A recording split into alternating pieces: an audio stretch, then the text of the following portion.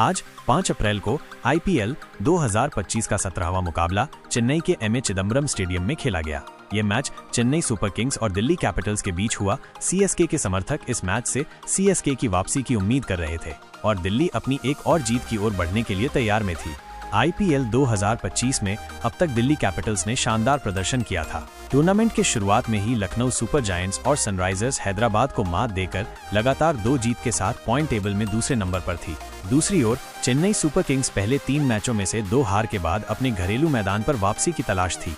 इस बार दिल्ली कैपिटल्स के कप्तान अक्षर पटेल ने टॉस जीतकर पहले बल्लेबाजी करने का फैसला किया, क्योंकि चेपॉक की पिच आमतौर पर स्पिनरों के लिए मददगार होती है, लेकिन शुरुआती ओवरों में बल्लेबाजी के लिए भी ठीक मानी जाती है। सीएसके के कप्तान ऋतुराज गायकवाड़ ने टॉस हारने के बाद अपनी टीम के साथ बॉलिंग करने को तैयार हुए।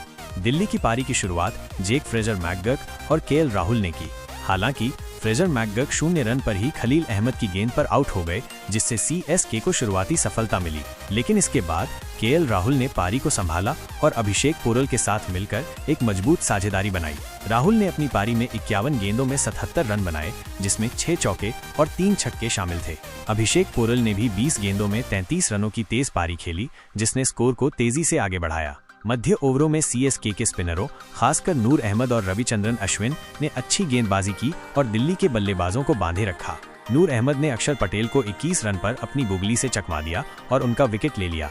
अंतिम ओवरों में ट्रिस्टन स्टब्स नाबाद 24 रन बनाए, जिसकी बदौलत दिल्ली ने 20 ओवरों में 183 का सम्मानजनक स्कोर खड़ा किया। सीएसके के लिए खलील अहमद सबसे सफल गेंदबाज रहे, जिन्होंने 4 ओवरों में 25 रन देकर 2 विकेट लिए।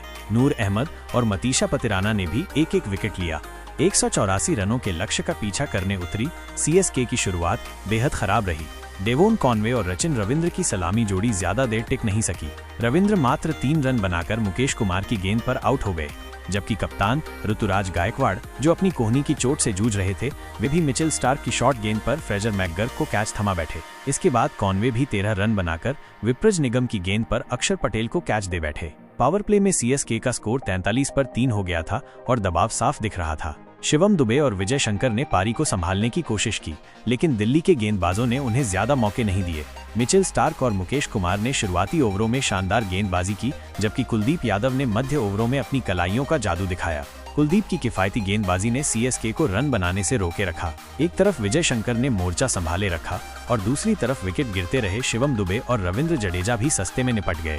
अब 11वें ओवर तक सीएसके का स्कोर 76 पर 5 हो गया था और स्थिति बेहद नाजुक दिख रही थी। प्रशंसकों की निगाहें एक बार फिर महेंद्र सिंह धोनी पर टिक गईं। चेपॉक में धोनी का मैदान पर उतरना हमेशा एक खास पल होता है और इस बार भी कुछ अलग नहीं था। इस स्टेडियम में धोनी का शोर गूंजने लगा। धोनी ने विजय शंकर के साथ मिलकर पारी को संभालने की कोशिश की। शंकर ने इस सीजन में अपनी पहली 50 लगाते हुए 69 रन की पारी खेली, जिसमें कुछ शानदार शॉट्स शामिल थे। दूसरी ओर धोनी ने अपनी पुरानी शैली में खेलते हुए 26 गेंदों में 30 रन बनाए, जिसमें एक छक्का भी शामिल था। हालांकि लक्ष्य अब तक बहुत दूर था। 18वें ओवर तक सीएसके को 54 रनों की जरूरत थी और रन रेट 19 से ऊपर चला गया था। दिल्ली के गेंदबाज मिचेल स्टार्क और कुलदीप यादव ने दोनों को बड़े शॉट्स खेलने से रोके रखा। अंतिम ओवर में 41 रनों की जरूरत थी, जो लगभग असंभव था। सीएसके की पारी 158 रन 5 विकेट पर खत्म हुई और दिल्ली ने 25 रनों से जीत गई। इस जीत के साथ दिल्ली कैपिटल्स ने अपनी विजयी लय को बरकरार रखा और अंक तालिका में शीर्ष पर पहुंच गई। ये उनकी चेपॉक में 15 साल बाद पहली जीत थी। दूसरी ओर सीएसके को लगातार तीसरी हार का सामना करना पड़ा।